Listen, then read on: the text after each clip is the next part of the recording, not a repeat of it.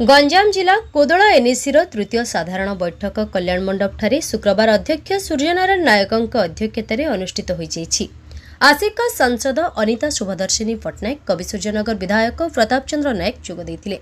NAC पक्षर उभयंकु पुष्पगुच्छ दे संबर्धना करा जायतिला। NAC उपाध्यक्षा Ranjita सेठींक सह 10 जन काउंसिलर उपस्थित थिले। विगत दिन में एनएसी रे होइतिबा उन्नयन कार्य बाबद अध्यक्ष आलोचना करथिले। तेबे आगामी दिन में यह सहर को सरस सुंदर सहर भाव गढ़ा समस्त सहयोग लोड़ी सांसद और विधायक। रास्ता ड्रेन पानीय जल नूतन मार्केट कम्प्लेक्स निर्माण कोदला गोष्ठी स्वास्थ्य केन्द्र में डाक्तर अभाव विद्यालय श्रेणीगृह और शिक्षक अभाव को नहीं आलोचना होता। स्वास्थ्य सेवा एक प्रमुख सेवा होता बेले डाक्तर अभाव को नहीं जिला स्वास्थ्य अधिकारी और जिलापाल आलोचना करा विधायक प्रताप चंद्र नायक। कोदला अंचल में सामूहिक विकास पर समस्ते मिलमिशि कार्य करने को आह्वान देते सांसद अनिता शुभदर्शिनी पट्टनायक। एथिरे विभिन्न विभाग अधिकारी माने उपस्थित थिले। निर्वाही अधिकारी कृष्णचंद्र रथ धन्यवाद अर्पण करथिले।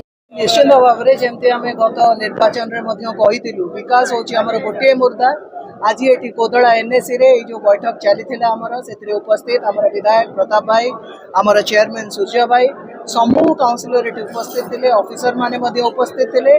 गोटे संकल्प आम नहीं बाहर लोकों मौलिक समस्या किभली दूर हम समस्ते मिसिकी एका धारे केवल विकास मुद्दा नहीं काम करूँ। आउ द्वितीय कथा नहीं कोदला एनएसी जमी आगामी दिन में 1 नंबर हो बाहर लक्ष्य समस्त से गोटे देखो खोला खोली तागिद देनु ऑफिसर मानकर गोटे भिन्न तरीके काम करिवार गत 25 वर्ष होलाणी अभ्यास थिला। आमे तांकु दायित्व विषय टिके चेतई देइछु सामान्य जे लोकों समस्या लोकों अग्राधिकार दिया जाऊ। लोक जदि काली सकाळे हैरान हेबे लोकों समस्या जदि दूर न होबो ताहले ए सरकार पूर्व सरकार भलिया काम करिवो नाही। एठी लोकों पई आमे अछु लोकों द्वारा परिचालित होबो और लोकों ही हमर एकमात्र लक्ष्य लोकों सेवा। देखंतु आज खुशीर दिन कहीं लोकंकर जो आशा आकांक्षा थिला आज एठी ट्रिपल इंजिन सरकार काम करिवो जहाँकि जो कोदला एनएसी समस्या विगत दिन थिला ताकू आमे यथाशीघ्र केमिति समाधान करिवो तापाई 2024-25 वर्ष पाई गोटे एस्टिमेटेड बजेट आसीची। बजेट हिसाब रे एठी गोटे जो आमर बस स्टाण्ड रही पाखे ऑटो स्टाण्ड रही केमती सुंदरीकरण कर जगह दिज्व ता सहित गोटे मार्केट कम्प्लेक्स करने प्रस्तुत होती जद्वारा कि गोटे 100 ରୁ 150 खंडे मार्केट कम्प्लेक्स कर लोके या द्वारा रोजगार पाइपर। तत्संग से विभिन्न प्रकार रोड्र जो इनकम्प्लीट काम रही यथाशीघ्र वर्षा पूर्व समाप्त करा यही प्रकार विभिन्न प्रकार आहरी अन्य काम रही।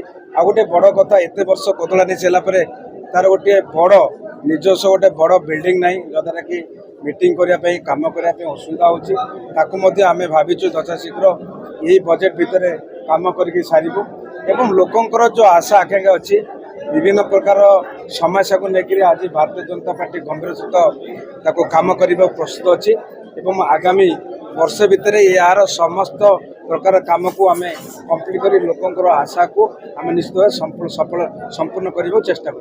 देखु से तो गोटे प्रश्नवाची होती जो 5T ना कलर बोली दुर्नीति करने सरकार आज गंभीरता सहित नहीं सरकार कौन निष्पत्ति तो आम जानू किंतु अनुमान करुचु निश्चित रूपे गोटे समीक्षार विषय सरकार से कथा को निश्चित गंभीरता नेबे एवं जो स्कूल रे समस्या रही मु विगत 4-5 दिन पूर्वर डीओ मैडम सहित भी कथाई कलेक्टर सहित भी कथाई आपण पाखे जो विगत दिन जो समस्या थिला सरकार जो पानी थिला बेले पाइखाना नहीं पाइखाना थिला पानी नहीं एवं स्कूल थिला परे टीचर नहीं बड़ बड़ अट्टालिका अच्छी किंतु सेठी शिक्षक अभाव अच्छी एवं या आलोचना माध्यम समाधान करने आगामी दिन आशा रखीचु एवं यही गोटे निकट भविष्य में डीओ मैडम आसवे सहित आलोचना करी जो पाइखाना समस्या रही पानी समस्या रही एवं शिक्षक समस्या तार समाधान रास्ता निश्चित भाव कर।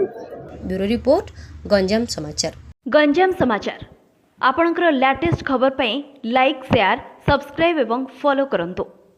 गंजाम समाचार फेसबुक यूट्यूब ट्विटर पेज को अधिक तथ्य पई विजिट करंतु आम वेबसाइट www.ganjamsamachar.com।